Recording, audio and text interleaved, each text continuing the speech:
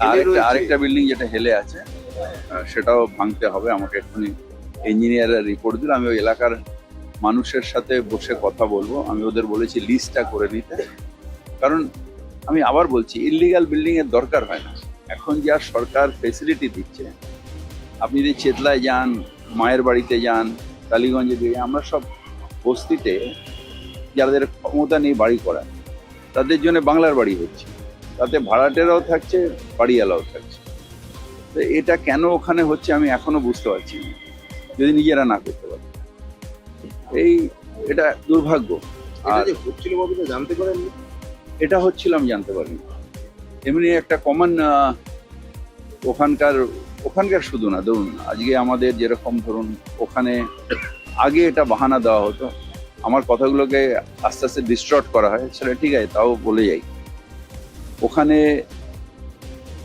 কেন, ওখানে এবং আরো কিছু জায়গায় সেখানে বলছে যে বিএলআরও পারমিশন পাওয়া যায় না, বছর পর বছর ছুটি ঘষে যায়, সেই জন্য আমরা ইললিগাল করি। বিএলআরও এখন ক্যালকাটা কর্পোরেশনে রয়েছে, বিএলআর অফিসটা আমি ক্যালকাটা কর্পোরেশন, যে 15 দিনের মধ্যে না দিলে আপনি আমাকে জানান, আমি বিএলআরকে ডেকে কথা বলবো। এটা মুখ্যমন্ত্রী করে দিয়েছি। ঠিকা টেনেন্সির ওখানে কোনো ইলিগাল করার দরকার নেই, ওখানে যদিও ঠিকা টেনেন্সি নয়, ঠিকা টেনেন্সি যেখানে আছে ইলিগাল, ঠিকা টেনেন্সিকে পারমিশন দেওয়ার জন্য 15 দিনের মধ্যে আমরা বসে আছি। তারপরেও এটা হচ্ছে, এটা একটা সামাজিক ব্যাধি হয়ে দাঁড়িয়েছে। এবং এটা যেটা হলো, এটা খুবই ন্যূনতম নিয়ম নিয়ম নেই। পুলিশ কাউন্সিলর কেউ দেখলো না, কাউন্সিলর না, দেখার কথা বিল্ডিং ডিপার্টমেন্ট।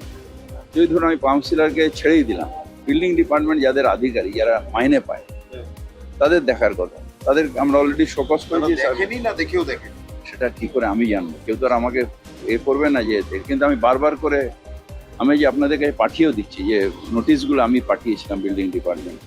আমাদের ভিডিও ভালো লাগলে লাইক এবং শেয়ার করুন, কমেন্ট সেকশনে গিয়ে জানান আপনাদের মতামত। আরও ভিডিও পেতে আমাদের চ্যানেল সাবস্ক্রাইব করুন এবং প্রতি মুহূর্তে খবরের আপডেট পেতে প্রেস করুন বেল আইকন।